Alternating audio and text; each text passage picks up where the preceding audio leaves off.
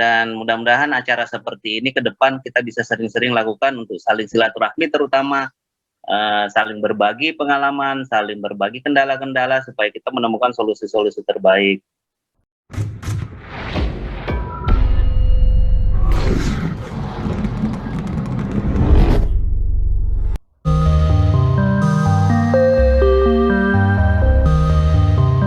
Mungkin ada lagi yang lain? Izin. Assalamualaikum. Izin Pak. Suherman Pak dari Lampung Selatan. Pak Suherman? Ya. Ya, silakan Pak Suherman ya. Dari Lampung Selatan. Ya. Izin Pak, saya Januari Pak tanam. Agak-agak ngeyel ini Pak. bulan 1 tanam tapi dari bibit umbi potes Pak. Ukuran 100 per kilonya. Nah, jadi wilayah Lampung Selatan ini kan memang panas agak ekstrim ya Pak. Meskipun sudah 2 hari, 3 hari hujan, tapi ketika dia sudah hujan itu tanah itu langsung mengering dia. Sangat cepat proses pengeringan. Nah, yang mau saya tanyakan gini Pak. Kalau seandainya saya menghindari sekali Pak yang namanya pupuk kimia dan tidak menggunakan sama sekali pupuk kimia, baik itu ST16 ataupun yang lain-lain intinya pupuk kimia saya tidak menggunakan. Saya mengaplikasikan searching di Google, di internet, membuat sendiri dengan informasi yang ada di Google. Contoh saya membuat PSB dari telur itu ataupun dari mol Pak dan urin kelinci, semuanya bentuk yang saya gunakan itu POC Pak.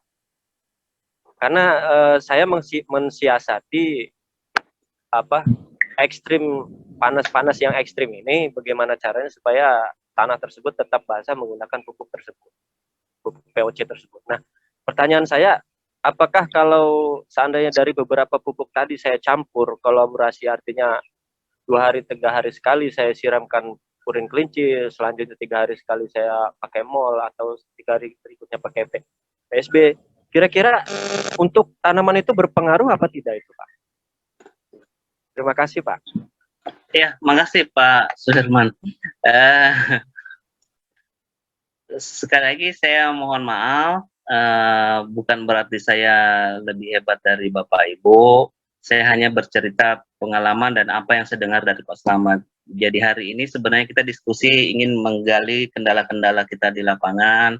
Mungkin lebih banyak hari ini adalah pemula dan baru menanam setahun ini, dan banyak kendala dan banyak pertanyaan-pertanyaan di bidang budidaya.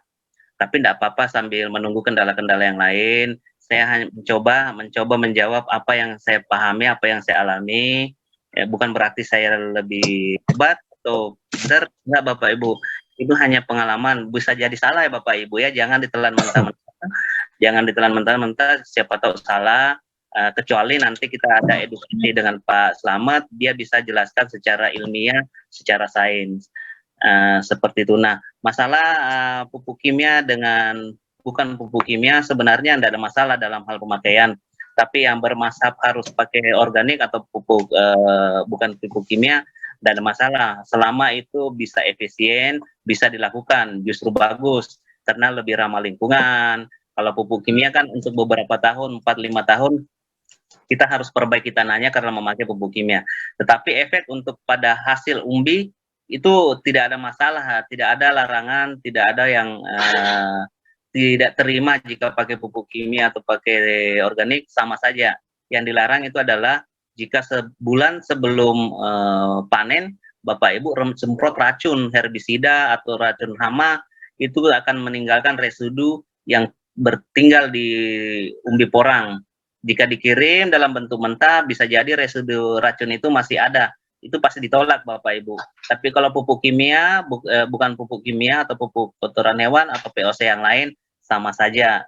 Nah, sekarang aplikasi POC yang banyak, yang saya pahami bahwa POC atau pupuk organik, pupuk kandang, itu kandungannya hanya sedikit. Sebanyak apapun tidak akan kelebihan.